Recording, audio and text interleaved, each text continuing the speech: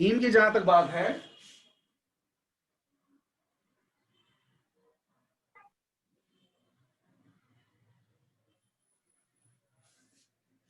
जहां तक थीम की बात है, थीम देखिए क्या कहता है। In the poem no man are foreign, the poet is expressing a wonderful thought.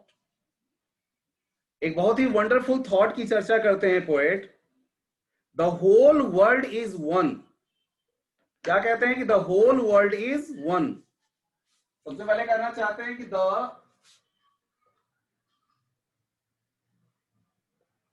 Whole world is one, यानी पूरी दुनिया क्या है, एक है। The whole world is one, और according to the place on the earth one is born, there is bound to be difference. तो difference किस चीज में होगा? Difference is only in appearance.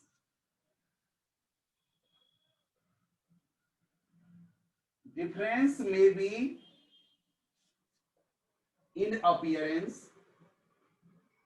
मान लो किसी का कद काठी अलग होगा, कोई लंबा होगा, कोई छोटा नाटा होगा, कोई गोरा होगा, कोई काला होगा, ये सब फर्क पड़ सकता है। लेकिन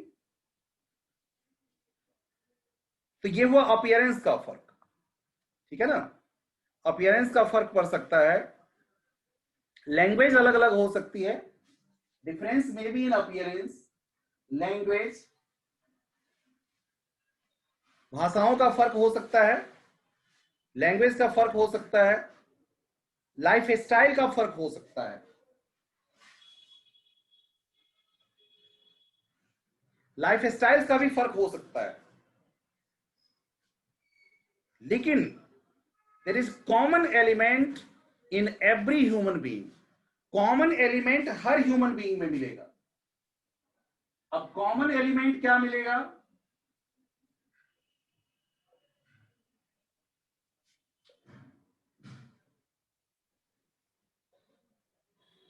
एवरी ह्यूमन बीइंग में कॉमन एलिमेंट क्या मिलेगा, उसको समझिए। वो कॉमन एलिमेंट होगा कि everyone wants to live a peaceful life. Everybody wants to live, everyone wants to live a peaceful life. एक शांतिप्रद जीवन जीना चाहते हैं, शांतिप्रद जीवन जीना चाहते हैं। एयर, वाटर, क्रॉप्स, ठीक है, air, water, crops all use are same. ये सब सेम होता है, ये अलग नहीं होती है ये चीजें। ये जो सर चीजें, एक बार बोर्ड का नीचे वाला पार्ट दिखाना। नीचे वाला, एक सेकंड बेटा। Yes sir. ठीक है, ठीक है। Yes sir. Yes sir. तो ये चीजें सेम होती हैं, ये चीजें अलग नहीं होती हैं। ये चीजें सबकी सेम होती हैं, चाहे वो कहीं का भी आदमी हो, कहीं का लोग हो, वो सेम चीजें यूज करते हैं। उनका वो अलग नहीं हो सकता है। Yes sir. ठीक है ना, सभी सेम, सभी सेम एयर यूज करते हैं, सभी सेम वाटर यूज करते हैं, सभी सेम क्रॉप्स यूज करते हैं। और भी चीज, सनलाइट, सनलाइट, तो उनकी सनलाइट, सनलाइट क्या अलग हो सकती है? क्या हमें इंडिया में जो सनलाइट मिलती है तो अमेरिका की सनलाइट अलग होगी? नहीं होगी ना। No sir. वाटर जो है, जो पानी हम यूज करते हैं, वही पानी वो भी यूज करते हैं, है ना। ऐसा तो है नहीं कि उनका जो केमिकल फॉर्मूला है पानी का, वो H2O के बदले में NaCl हो जाएगा, ऐसा हो सकता है? नहीं, उनके भी वाटर का फॉर्मूला H2O ही होता है, जैसा कि अपने यहाँ होता है। ठीक है, सूरज उतनी ही गर्मी, सनलाइट वैसी ही उनको भी मिलती है जैसा कि यहाँ अपने लोगों को मिलती है। एयर भी वही है, एयर भी वही है उनका, एयर में भी वही 78%, वही 78% नाइट्रोजन, 16% ऑक्सीजन, कार्बन डाइऑक्साइड, नहीं 16% ऑक्सीजन और 1% में बाकी चीजें, तो वो सब कुछ सेम है उनका भी, ठीक है ना।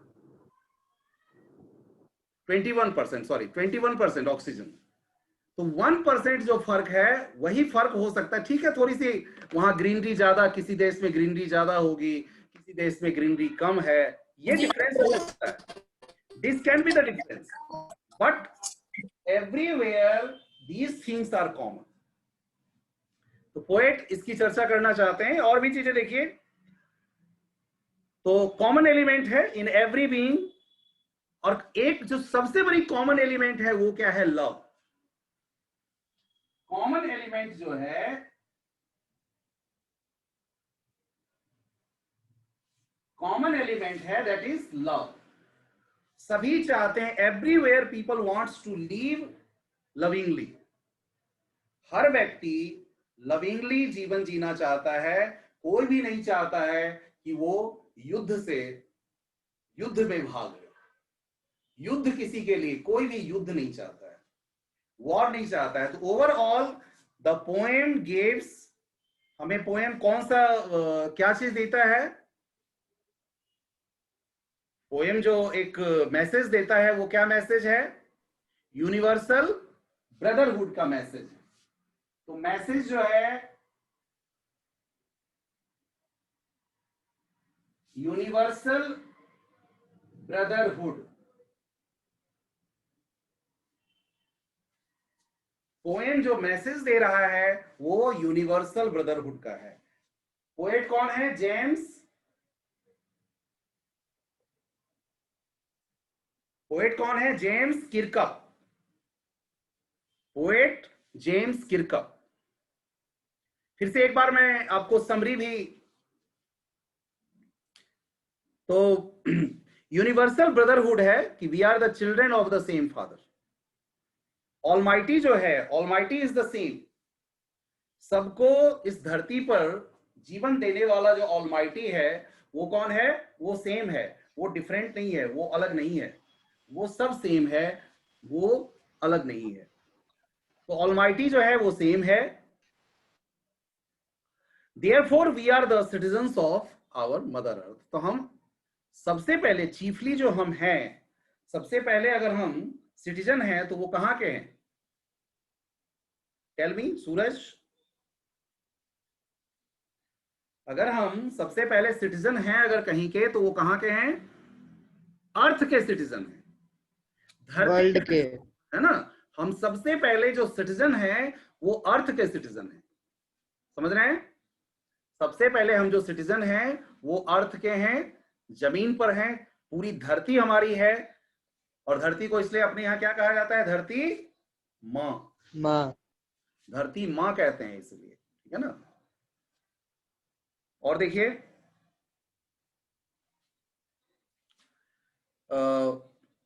so therefore we are the citizens of our mother earth, so we should not divide ourselves by the boundaries of the countries। तो कंट्रीज के बाउंड्री में हम अपने आप को नहीं बांधें, हम अपने आप को जो बाइंड कर लेते हैं, we should not bind ourselves in the boundaries of countries. Countries के बाउंड्रीज से कहीं ना कहीं हम अपने आप को अलग करें, अलग रखें। Internationalism, the world is one family. हम पिछले कई सालों से ऐसा हो गया है कि ऐसा लगता है हमने ग्लोबल विलेज की बात कई बार आपने सुना होगा, ग्लोबल विलेज, है ना। World has become like a global village, ये पूरी दुनिया एक ग्लोबल विलेज की तरह हो गई है, ठीक है।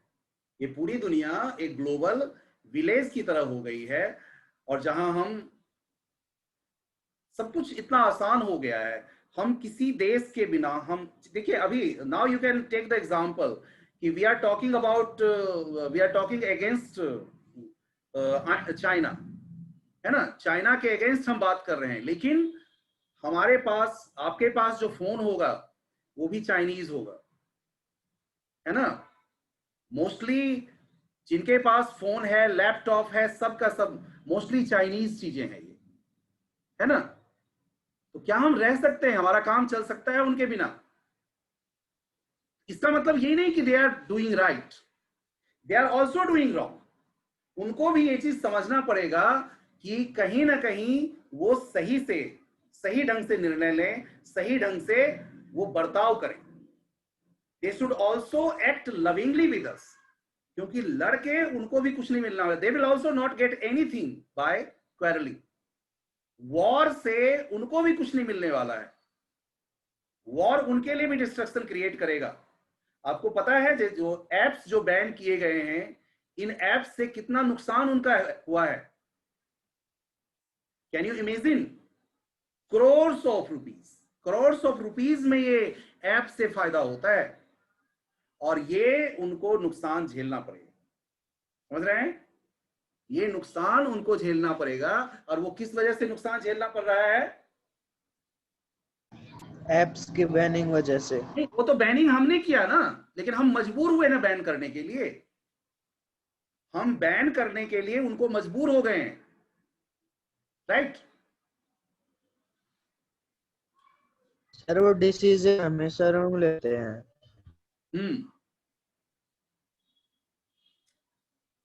तो इंटरनेशनलिज्म, जो की world is one family, it tends to dismantle man made barriers. आदमी ने जो बैरियर बनाया है, आदमी ने जो एक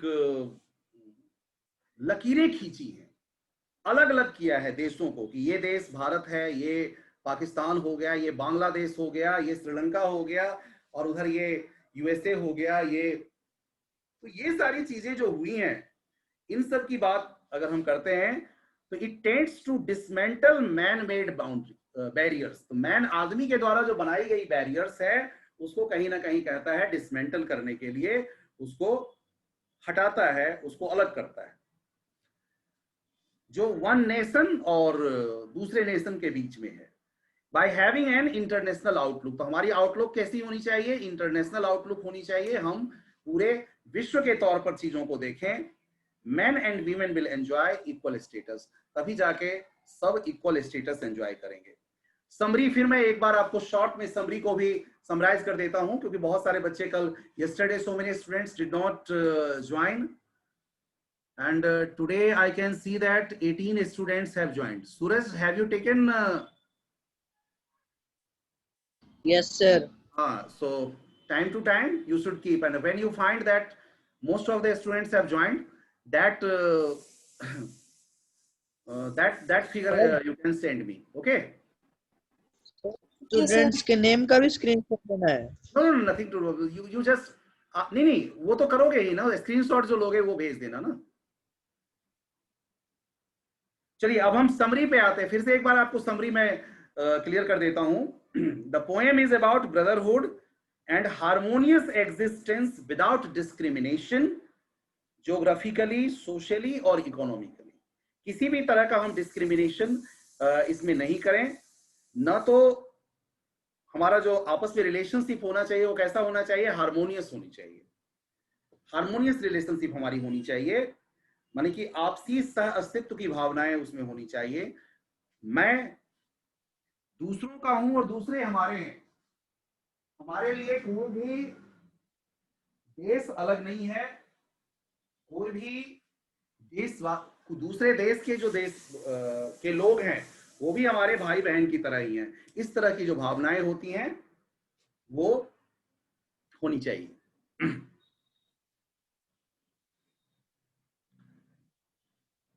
ना तो ज्योग्राफिकली कोई डिस्क्रिमिनेशन होनी चाहिए, ना सोशली होनी चाहिए, और ना ही इकोनॉमिकली होनी चाहिए। The poet says that every human being is the same whatever clothes.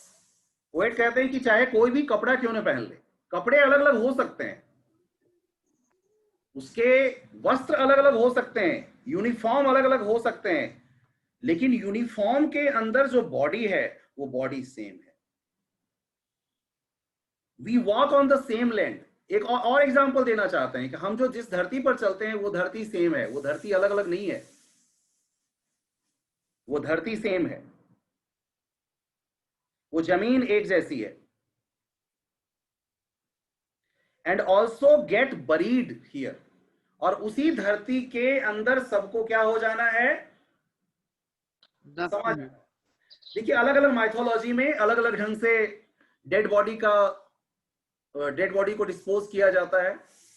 ज्यादातर जो मुस्लिम लोग हैं या वेस्टर्न सिविलाइजेशन के जो भी ये हैं, अंग्रेज लोग सब जो हैं, उनकी बॉडी को क्या किया जाता है, जमीन के नीचे दफनाया जाता है। और हिंदू माइथोलॉजी में क्या होता है, जला दिया जाता है, और जलाने के बाद जो है सो उनकी जो बॉडी का हिस्सा बचता है उसको या तो नदियों में प्रवाहित कर दिया जाता है या और कहीं उसको डिस्पोज किया जाता है। तो कहने का मतलब ये कि कहीं ना कहीं जाके मिलना कहाँ है, इसी मिट्टी में जाके मिल जाना है, इसी धरती में मिल जाना है सबको। तो same land and also get buried here, our bio rhythm is the same, हमारे बायो रिदम जो है वो भी सेम है। बायो रिदम का मतलब है कि वी वेक अप, यानी कि हमारा जो लाइफ स्टाइल है, हम कैसे हम जगते हैं उसी तरह से हम सोते हैं, इसी तरह से हमारा जगना सोना सब एक जैसा होता है। वी वेक अप, हम जगते हैं। Work in the same manner, काम भी हम उसी तरीके से करते हैं। The poet emphasises that the one most important thing that sustains life is love. जीवन को अगर चलाने के लिए कोई चीज जरूरत है, जीवन को फिर चलाता क्या है, तो जीवन को चलाने का काम अगर कोई चीज करता है, कोई अगर इमोशन जीवन को चलाने का काम करता है, दैट इमोशन इज लव, वो इमोशन लव है। तो sustains life is love which is recognised and understood by every living being, और इसको हर एक लिविंग बीइंग जो है सो महसूस भी करता है, उसको मानता भी है, उसके अकॉर्डिंग चलना भी चाहता है। The poet is कॉशनिंग us against fighting, तो हमें वॉर नहीं लड़ने की सलाह देता है। पोएट हमें सलाह देते हैं, चेतावनी देते हैं। The poet is कॉशनिंग us against fighting with each other, कि हम युद्ध को टालें, हम युद्ध आपस में ना करें, विद ईच अदर, और getting influenced by others to fight, या कोई अगर हमें इन्फ्लुएंस करता है, कोई अगर हमें कहता है ना, कोई अगर हमें कहता है कि युद्ध करो, तो वो भी गलत है। ठीक है, तो युद्ध करने के लिए अगर कोई उकसाता है तो वो भी गलत है। For if we do so, क्योंकि अगर हमने ऐसा किया, अगर हमने युद्ध किया, तो we are betraying and condemning ourselves in the process. इस प्रोसेस में हम क्या करेंगे, अपने आप को धोखा देंगे। कहीं ना कहीं हम अपने आप को धोखा दे रहे होंगे, बिट्रे कर रहे होंगे। और इस क्रम में एक और बात होगा, he concludes by telling us that our actions, हमारा जो युद्ध का एक्शन होगा, हम जो कोई भी इस तरह का एक्शन करेंगे, वो किसको प्रदूषित करेगा, डिफाइल दी अर्थ, वो अर्थ को प्रदूषित करेगी, वो कहीं ना कहीं अर्थ को प्रदूषित करेगी, डिफाइल करेगी अर्थ को। And outrage the innocence of the air, और हवा की जो स्वच्छता है, जो स्वच्छ हवा हम सांसों में ले रहे हैं, वो कहीं ना कहीं वो स्वच्छता खत्म हो जाएगी, और उसमें युद्ध के बाद जो निकले हुए जो उसके अन्य पदार्थ होते हैं, वो सब वहां पर घर कर लेंगे, वो सब जगह बना लेंगे हवा में। तो outrage the innocence of air, that is our own. For no man are foreign, तो याद रखें, क्या चीज हमें याद रखना है कि for no man are foreign, कोई भी व्यक्ति विदेशी नहीं है, कोई भी व्यक्ति विदेशी नहीं है। And the whole world is one, पूरी दुनिया एक है, पूरे देशवासी एक हैं, हम सब एक। Now I want to discuss some figure of speech used in this poem. कुछ फिगर ऑफ स्पीच जो यूज हुआ है पोएम में, उसकी मैं चर्चा आपके साथ करना चाहता हूं। युद्ध में एक्चुअली क्या निकलता है, आग ही निकलती है ना। युद्ध में जब बम गिराए जाएंगे, गोलियां चलेंगी, बारूद फटेंगे, तो ये सब के बाद क्या निकलेगा? ये सब चीज जो निकलेगा वो क्या है? हेल की तरह है। आग की वजह से निकलेगी, but that will be as hell. कह रहा है कि वो हेल की तरह होगा, वो नर्क की तरह होगा वो चीज। ठीक है, वो चीज नर्क की तरह होगा। ठीक है बेटा? और देखिए Yes, sir. तो इस तरह से तीन तो मेनली है, इसमें तीन फिगर ऑफ स्पीच यूज किया गया। सिमिली है, a single body like ours, is earth like this, they have eyes like ours। इन तीनों में हम सिमिली देखते हैं। also metaphor our hells of fire and dust। तो यहाँ हेल्स बताया है किसको? फायर को। अग्नि से जो भी चीजें वो निकलेंगी, युद्ध के बाद जो भी चीजें निकलेंगी वो सब हेल की तरह है। हेल का मतलब होता है नर्क, यानी जो खराब चीजों के लिए यूज किया जाता है, जो डिस्ट्रक्शन क्रिएट करे, वो हेल्स के लिए यूज किया जाता है। तो hells of fire and dust. और alliteration, that is very easy to find out. Alliteration find out करना बहुत आसान है। मुझे लगता है हर बच्चे को एलिट्रेशन कम से कम आनी चाहिए। और एलिट्रेशन कैसे करेंगे? जब सेम कॉन्सोनेंट साउंड से शुरू होता है तब एलिट्रेशन होता है, और अगर रिपीटेशन वॉवेल साउंड से हो जाए तो वो एसोनेंस हो जाता है। ठीक है ना? तो I think all of the students might have understood. सबके समझ में ये आया होगा? Yes, sir. Yes, sir. ठीक है बेटा, ओके फाइन। ऐसे Yes, समझ sir. में नहीं आए ना वो बोला करो, ठीक है ना? अब कुछ क्वेश्चंस आपसे मैं पूछूंगा और उसका आंसर भी बताऊंगा सेंटेंस से रिलेटेड, यानी कि जो पोएम में स्टेंजा है, I will ask some questions related to that.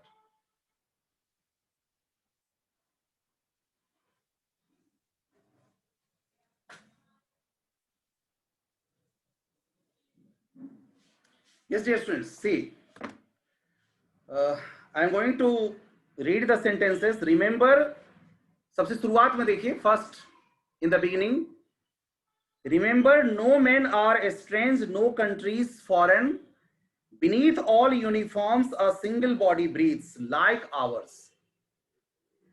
अब इसमें मैं क्वेश्चन पूछ रहा हूं कि what do we have to remember? What do we have to remember? पहला क्वेश्चन है, Men are foreign. what do we have to remember? हमें क्या याद रखने चाहिए? हमें क्या याद रखने चाहिए? कि we have to remember, हमें क्या याद रखना है? कि we have to remember that we are all human beings। हमें क्या याद रखना चाहिए? कि we are all human beings। कि याद रखना है कि we are all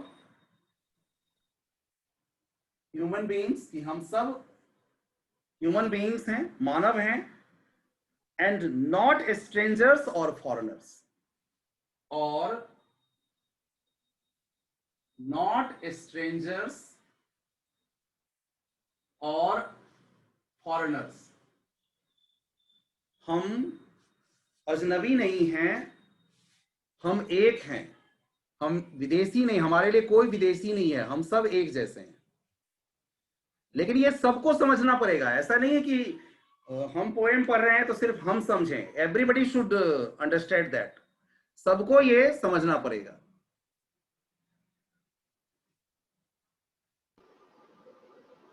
बेटा वीडियो साफ नहीं आ रहा है, एक बच्चे ने लिखा है वीडियो साफ नहीं है।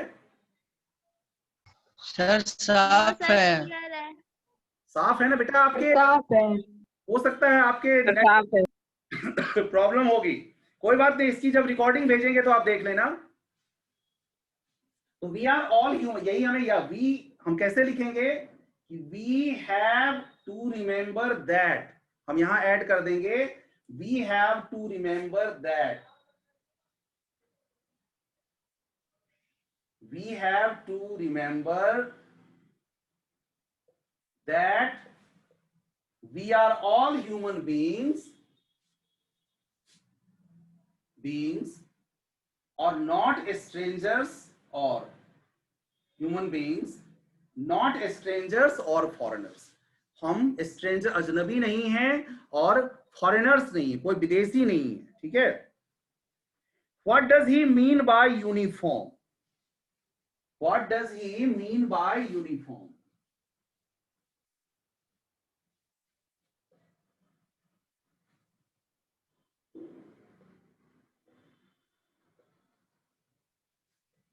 What does he mean by uniforms? ये uniforms का क्या मतलब है?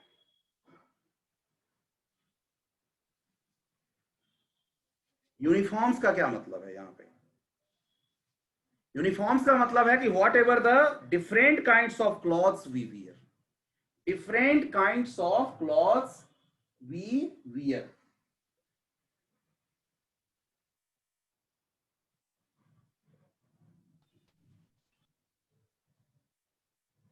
Different kinds of clothes we wear, अलग अलग तरह के जो हम कपड़े पहनते हैं, वो चाहे कोई भी व्यक्ति हो. अगर कोई सैनिक भी है ना, वो सैनिक भी है, एक यूनिफॉर्म पहनता है, तो चाहे दो देशों के सैनिक आमने सामने हैं, and both have different uniform, obviously उनके यूनिफॉर्म अलग अलग होंगे. बोथ हैव डिफरेंट यूनिफॉर्म्स, कुछ कलर उसके अलग हो सकते हैं, कुछ ग्राफिक्स अलग हो सकते हैं उनके, बट थिंक अबाउट कि उसके अंदर जो बॉडी है, उसके अंदर बॉडी चाहे किसी भी देश के सैनिक का हो, वो सेम है, उसमें कोई डिफरेंस नहीं है. ठीक है ना? इसलिए कहा है कि single uniform, single body breathes, यानी चाहे यूनिफॉर्म डिफरेंट होगा, लेकिन बॉडी जो उसके नीचे है वो सेम है. उसके भी ब्लड के रंग सेम है, उसके अंदर भी एक जो है सो हार्ट जो है सो धड़कता रहता है, उसके बॉडी के और भी जो ऑर्गन्स हैं वो सेम है, उसमें फर्क नहीं है. उसके आंख, उसके नाक, उसके कान, ये मतलब कि कहने का मतलब कि बॉडी जो है सो सबका सेम है, सब मनुष्य हैं. Everyone is human being.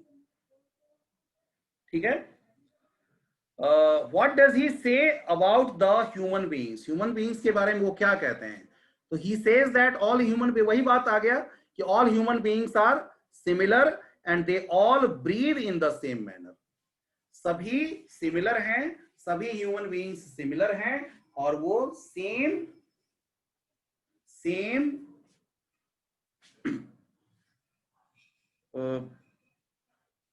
all human beings are same, and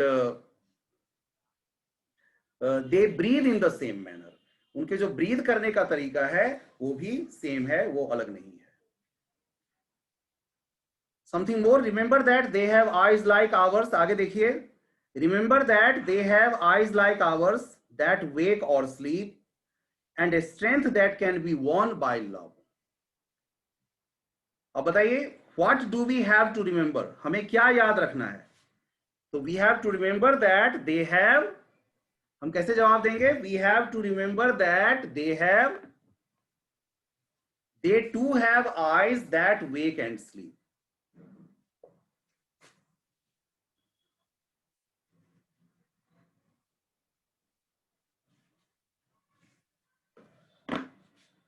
Everybody has given the attention to lines. Lines को सबने attention दिया, ध्यान दिया?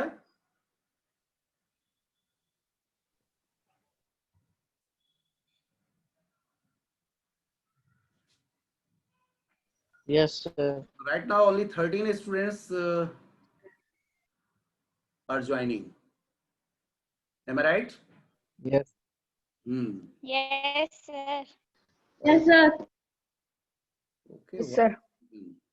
When they don't have anything to do, then what can be done? See, so students, ये line को देखिए. Remember that they have eyes like ours that wake or sleep, and a strength that can be won by love. So what can be won by love?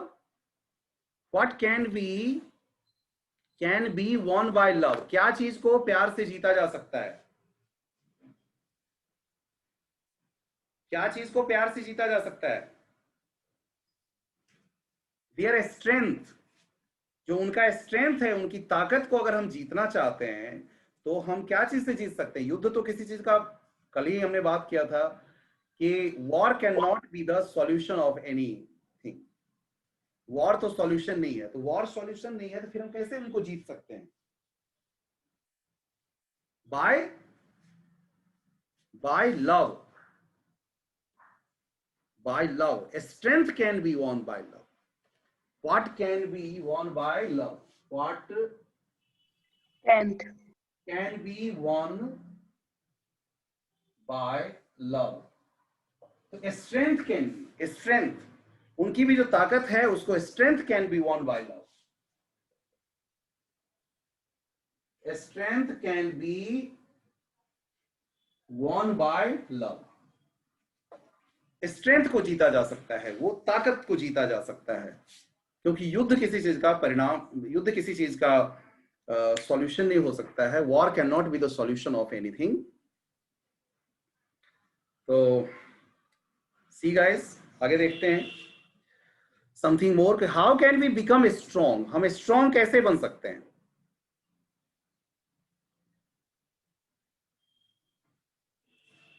क्या चीज चाहिए strong बनने के लिए? तो everyone needs love. Everyone needs love to grow strong emotionally. यहां पर strong होने का मतलब है इमोशनली एंड फिजिकली. इमोशनली और फिजिकली दोनों स्ट्रॉन्ग होने का मतलब है. And the one thing that universally strengthen all human being. पूरे अगर विश्व को कोई चीज स्ट्रेंथन कर सकता है, मजबूत कर सकता है, पावर दे सकता है, ताकत दे सकता है, तो what is that thing? Love. Student, that is love. Love. That is love. Love जो है वो उनको ताकत दे सकता है, हर एक व्यक्ति को ताकत दे सकता है स्ट्रांग होने के लिए. और स्ट्रांग कैसे? दोनों बातों से, इमोशनली भी और physically. Okay student? Yes, sir. Remember, we who take up arms against each other, it is the human earth we defile. अब सबसे पहले तो मैं पूछूंगा इसमें से, tell me the word which is similar in meaning, making या polluting. Polluting, pollute करने का, टू पॉल्यूट का सेम मीनिंग कौन सा वर्ड दे रहा है? Which word is giving the same meaning as pollute? I think these are the last line, second or third last line. You should see in the bottom of the poem. सबसे नीचे आ जाइए and find out. वहां आपको third last line या fourth last line में आपको ये मिल रहा है. Defile. Defile. Very good, very good. Defile word का मतलब है to pollute, यानी खराब करना, प्रदूषित करना, खराब बना देना. ठीक है बेटा? तो what does he warn us about? तो पोएट इसमें क्या चीज के लिए हमें चेतावनी दे रहे हैं? तो ही warns us that we will be responsible for defiling. कि अगर डिफाइल होता है कुछ भी तो उसके लिए रिस्पॉन्सिबल कौन है? हम ह्यूमन बीइंग रिस्पॉन्सिबल होंगे. और वो कब होगा? If we take arms against each other. और किसी भी any moment the class will be over, so